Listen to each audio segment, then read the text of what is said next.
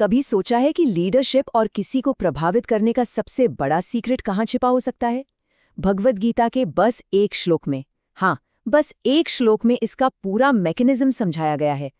आज हम उसी शक्तिशाली ज्ञान की परतें खोलेंगे और देखेंगे कि कैसे एक अकेला इंसान पूरे समाज की दिशा बदल सकता है। ये सवाल हम सबके मन में कभी ना कभी तो आता ही है ना? कि जो बड़े बड़े लीडर्स होते हैं वो असल में बदलाव लाते कैसे हैं? क्या सिर्फ उनके जोरदार भाषणों से दुनिया बदल जाती है या फिर इसका तरीका कुछ और ही है? चलिए आज इसी सवाल का जवाब ढूंढते हैं। और मजे की बात यह है कि इसका जवाब हमें मिलता है हजारों साल पुराने ग्रंथ भगवद गीता में। तो आइए इसमें थोड़ा और गहरा उतरते हैं और देखते हैं कि ये प्राचीन ज्ञान आज के मॉडर्न जमाने में भी कितना सटीक बैठता है। तो श्लोक का जो पहला हिस्सा है ना, वो सारा का सारा फोकस करता है एक महान या कह सकते हैं एक प्रतिष्ठित व्यक्ति के कर्मों पर। यहीं से असल में पूरी कहानी शुरू होती है। संस्कृत की पहली लाइन कुछ ऐसी है, यद यदा चरति श्रेष्ठा। सुनने में बहुत सरल लगता है ना? इसका मतलब बस इतना है कि एक श्रेष्ठ इंसान जो भी करता है, लेकिन इन्हीं सीधे साधे शब्दों में प्रभाव की पूरी चेन रिएक्शन छिपी है। तो सवाल उठता है कि ये श्रेष्ठ है कौन? देखिए, ये कोई भी हो सकता है। कोई बड़ा पॉलिटिशियन, कोई बिजनेस लीडर, कोई आर्टिस्ट, यहाँ तक कि हमारे परिवार का कोई बड़ा बुजुर्ग। मतलब कोई भी ऐसा इंसान जिसे समाज एक इज्जत की नज़र से देखता है, वही है श्रेष्ठ। और यहाँ सबसे कमाल की बात यह है कि ऐसे इंसान के जो काम होते हैं ना, वो बस अकेले नहीं रह जाते।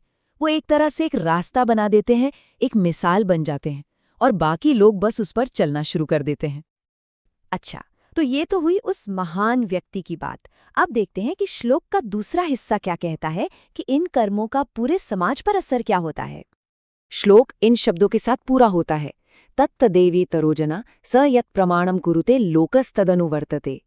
इसका सीधा सा मतलब है, जैसा वो श्रेष्ठ इंसान करेगा, बाकी लोग भी ठीक वैसा ही करने लगेंगे। मतलब वो जो स्टैंडर्ड सेट कर देता है ना, पूरी की पूरी दुनिया उसी को फॉलो करने लगती है। यहाँ पर ये जो शब्द है लोक, इसका मतलब है पूरा समाज।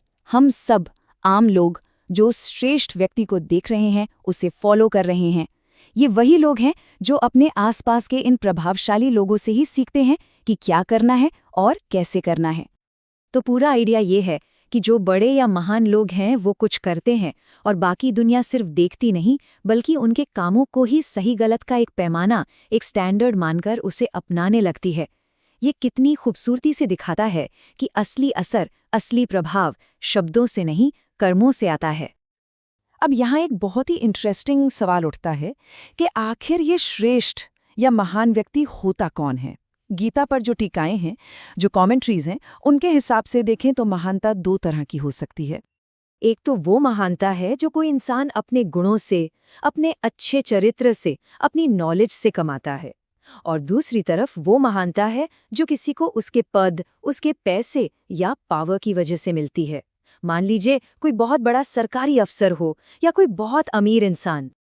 लेकिन यहाँ पर सबसे जरूरी बात पता है क्या है? वो ये कि प्रभाव का सोर्स चाहे कुछ भी हो, चाहे महानता कमाई गई हो या किसी पद की वजह से मिली हो, असर एक जैसा ही होता है। दोनों ही मामलों में समाज उन्हें देख रहा होता है और उनके किए गए कामों को अपनाने के लिए बिल्कुल तैयार रहता है।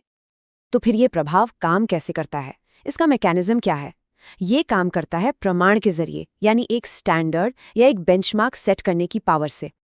इसे समझने के लिए एक बहुत ही जबरदस्त मिसाल दी जाती है।